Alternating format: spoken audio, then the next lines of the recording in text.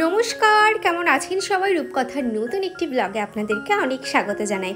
আজকে ঘুম থেকে উঠেছি ওই 5টা মতন তখন বাজে। ঘুম থেকে ওঠার পর দেখি ঝমঝমিয়ে বাইরে বৃষ্টি হচ্ছে, তো ভাবলাম একটু বসি, তারপরে সংসারে কাজগুলো শুরু করব। এদিকে বাসি নাইটিটা ছেড়ে রাধা মাধবের কাছে চলে আসলাম। আর রাধা মাধবের মুখটা দেখলে না মনে হয় যে কি চাইবো রাধা মাধবের কাছে, শুধু সন্তানের মঙ্গল এবং ভবিষ্যতে যেন অনেক ভালো কিছু হয় এবং নিজের লক্ষ্যে যেন আমি পৌঁছাতে পারি। তো রাধা মাধবের মুখ চেয়ে না মনে মনে এইগুলোই আসে, আর ভাবি যে এই সংসারকে ভালো রেখো, সুস্থ রেখো। আর এইদিকে দেখুন ঘরবাড়ি ঝাড় দিয়ে নিচ্ছি। সকালে উঠে যে বাসি কাজগুলো থাকে তো সেগুলো আমার নিজের ঘরে করা হয়ে গেছে, উপরে ঘর থেকেই আজকে ব্লগটা শুরু করলাম। আর এদিকে দেখুন চুলটাও খুব সুন্দর করে বেঁধে নিয়েছি।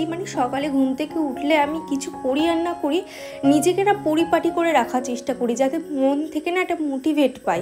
আর যদি সকালে উঠে এলোমেলো চুল, তারপরে ভালোভাবে যদি আমি ড্রেস না পরি না, তখন মনে হয় যে সারাদিন শুয়ে বসেই থাকে, আমার আর কাজ করতে ইচ্ছা করছে না। নিজেকে যত্ন করার পিছনে কিন্তু অনেক মোটিভেটও হওয়া যায়। আর এদিকে দেখুন ঘরবাড়ি ঝাঁট দিয়ে এখন আমি ব্রাশটা করে নিচ্ছি। সকাল থেকে সমস্ত কাজ করা হয়েছে, তবে ব্রাশটা করা হয়নি। আমি আর মাম্মাম একসাথেই ব্রাশ করি, ও ব্রাশ করছে এখন, আর আমি এদিকে ফ্রেশ হয়ে নিলাম। তারপরে মাম্মামের দুধটা গরম করব। আজকে দেখলাম সবাই সকাল সকাল উঠে গিয়েছে, সেই জন্য ভাবলাম বাসি বিছানা আর ফেলে রেখে লাভ নেই, তাড়াতাড়ি করে গুছিয়ে নিই। আর সত্যি কথা বলতে কি জানেন তো, রান্নাঘরে যদি আমি একবার ঢুকি এবং সমস্ত কাজ গোছানোর পরে আমি ঘরে এসে যদি ওই বাসি বিছানাটা দেখি না, মাথা না একদম আগুন হয়ে যায়, একদমই সহ্য করতে পারি না। তখন মনে হয় থাক পরে করব।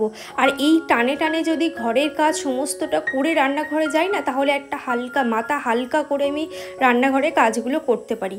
আর এদিকে দেখুন মাম্মামের দুধের ভিতরে একটু হ্যাপি হ্যাপি বিস্কুট দিলাম, আর এদিকে কিছু আমন্ড বাদাম ভিজিয়ে রেখেছিলাম, তো সেগুলোকেই ছাড়িয়ে নিচ্ছি। আনিশাস ব্লগ অ্যাকাউন্ট থেকে দিদিভাই আমাকে কমেন্ট করেছে, খুব ভালো লাগলো ভিডিওটা, কিন্তু তুমি ভিডিওটা দিতে পারবে না কেন বললে? তো আমি একদিন বলেছিলাম এতটা পরিমাণে কষ্ট হচ্ছিল, সেই জন্যই বলেছিলাম। তবে আমি যখন যেমন পারবো আমি তখন তেমন ভিডিও দেব, আর চেষ্টা করব রেগুলার বেসে যেমন একদিন অন্তর একদিন ভিডিও দিচ্ছি তেমনই দেওয়ার। তবে তোমরা অনেকেই বলো যে দিদি নিজের শরীর লাগে। হ্যাঁ গো, সত্যি তাই, নিজের শরীর লাগে।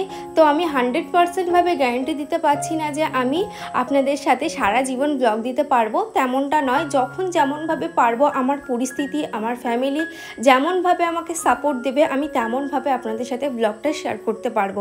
সুইট ড্রিমস অ্যাকাউন্ট থেকে দিদিভাই আমাকে কমেন্ট করেছি, বিরিয়ানি চালটার নাম কি প্লিজ বলো দিদি, কারণ আমাদের এখান থেকে চাল কিনলে এই রকম লম্বা লম্বা হয় না।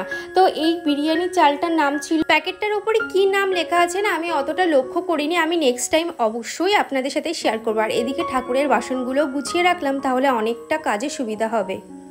ছাতুটা অনেকক্ষণ আগে গুলিয়েছি, তবে আমার খেতে ইচ্ছা করছিল না, সকালে খালি পেটে থাকাটা ঠিক হবে না, সেজন্য ছাতুটা নিয়ে আমি কতক্ষণ ধরে এদিক ওদিক সেদিক করছি। আর ওদিকে নিজে শাশুড়িমাকে বলে আসলাম পেঁয়াজ রসুনটা ছাড়িয়ে দেওয়ার জন্য। আজকে শাক ভাজবো, চিংড়ি মাছ আছে তো সেটা ঝাল করবো, আর দেখি বাজার থেকে কি আনি তো সেটাই করবো। আর এই যে ছাতু এখন খেতেই ইচ্ছা করছে না, আর তার মধ্যে আজকে বাতাসাটা নেই, শুধু একটু মধু দিয়েছি, যদি একটু মিষ্টি হয়। রাখি মণ্ডল অ্যাকাউন্ট থেকে দিদিভাই আমাকে কমেন্ট করেছে, খুব ভালো লাগলো রূপকথা, আমার বিরিয়ানি দারুণ লাগে। আমারও প্রচণ্ড ভালো লাগে চিকেন বিরিয়ানি। মাটন বিরিয়ানিটা আমার সত্যি কথা বলতে অতটাও ভালো লাগে না, তবে আলু বিরিয়ানির সাথে মাটন চাপ বা মাটন কষাটা আমার খুব ভালো লাগে। আর এদিকে রাধনা ভৌমিক দিদিভাই আমাকে কমেন্ট করেছে, বিরিয়ানিটা দারুণ হয়েছে, ভালো লাগলো দিদিভাই, থ্যাংক ইউ গো, এইভাবে আমার পাশে থেকো আর এইভাবে আমাকে সাপোর্ট করো। জয়শ্রী বিশ্বাস দিদিভাই আমাকে কমেন্ট করেছে, অনেক দিন পর দেখলাম মাম্মামকে, থ্যাংক ইউ গো, মাম্মামকে এবার থেকে একটু একটু করে দেখাবো। তবে কি বলো তো, ও না একদমই ক্যামেরার সামনে এখন আসতে চায় না, বা আসলেও ও প্রচণ্ডভাবে দুষ্টুমি করে। আর এদিকে দেখুন আমি একটু কুলপি শাক কেটে নিচ্ছি। আর এই কুলপি শাক কিন্তু দুই রকমভাবে খাওয়া যায়, এক হচ্ছে সিদ্ধ করে সেই জলটা, সেটা তো খুবই উপকারী, আর এক হচ্ছে আলু দিয়ে ভাজা। তবে আজকাল আলু দেবো না, এমনি নর্মালি রান্না করছি। আর আজকে একটা দারুণ জিনিস আপনাদের সাথে শেয়ার করবো, একটা রেসিপি, তো সেটাও দেখতে থাকো। আর এদিকে পেঁয়াজ এবং টমেটোটাও কেটে নেব। এদিকে দীপান্বিতা আমাকে কমেন্ট করেছে। দীপান্বিতা আমাকে প্রত্যেকটা ভিডিওতে কমেন্ট করে যে প্রত্যেক দিনের মতন আজকের ভিডিওটাও ভালো লাগলো, তোমার মতন একটা দিদি হলে আমারও নিজেকে খুব লাকি বলে মনে করতাম, এখন থেকে মনে করব আমার একটা দিদি আছে। Thank you so much. মনে করবে কি, আমি তোমার দিদি ধরে নাও, আমারও না কোনো বোন নেই, তো তুমি যখন প্রত্যেক দিন দিদি দিদি করে কমেন্ট করো আমার প্রচণ্ড ভালো লাগে। এদিকে দেখুন চিংড়ি মাছ আনা হয়েছিল, তো চিংড়ি মাছ দিয়ে আজকে রান্না করব। আর এদিকে মাম্মামকে একটু ঘি দিয়ে আলু সিদ্ধ ভাত দিয়ে মেখে দিচ্ছি। এখন বাজে প্রায় ওই 11টা মতন। এই সমস্ত টুকটাক কাজ করতে করতে না বেলা কখন যে চলে যায় তো বোঝাই যায় না। তা মাম্মামকে খেতে দিয়ে এদিকে আমি শাকটা বসিয়ে দিচ্ছি। আর এদিকে রাজকুমার অ্যাকাউন্ট থেকে দিদিভাই আমাকে কমেন্ট করেছে, দিদিভাই তোমার ভিডিও দেখলাম, খুব ভালো লাগলো গো, তোমার ভিডিও সত্যিই খুব ভালো লাগে, সাপোর্ট করলাম, পাশে থেকো।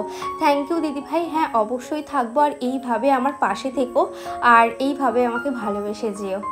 সিক্রেট ব্লগার তাইবা দিদিভাই আমাকে কমেন্ট করেছে, আমাদের ছেলেও না চকুস খেতে ভালোবাসে, শুধু শুধু আমার মাম্মামও তাই, শুধু শুধু খেতে প্রচণ্ড ভালোবাসে।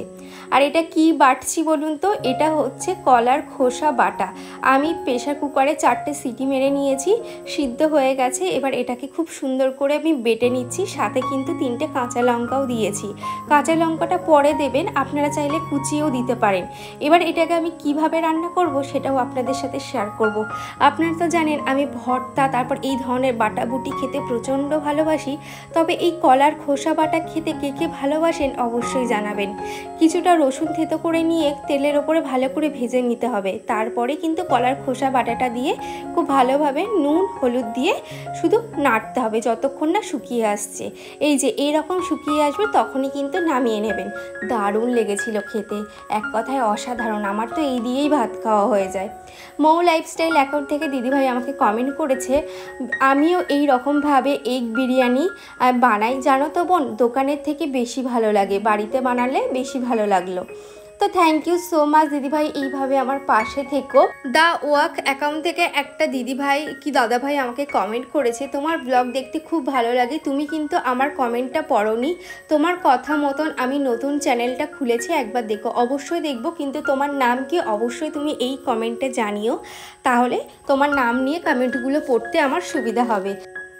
সুস্মিতা আমাকে কমেন্ট করেছে, খুব ভালো লাগলো ভিডিওটি দিদিভাই, আজ প্রথমবার তোমার ভিডিও দেখলাম, খুব ভালো লাগলো। থ্যাংক ইউ গো সুস্মিতা, এইভাবে আমার পাশে থেকো আর এইভাবে আমাকে সাপোর্ট করে যেও।